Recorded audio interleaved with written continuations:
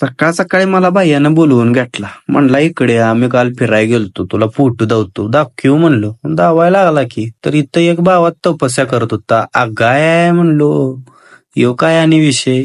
तर पाऊस आला बाहेर, बसलो पावसाकडे बघत नुसतं. भिजाय नको म्हणलो.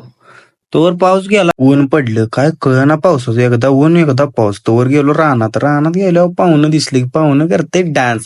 सुट्टी नाही, झापूक झुपूक. मग इथं रस्त्यावर आल्यावर काय, मग काय झापूक झुपूक पेक्षा वेगळा कार्यक्रम आहे.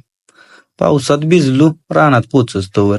रानात पोचल्यावर आपल्याला काढायची ती वैरण. गेलो वैरण काढाय, तर तिथं पण पाऊस.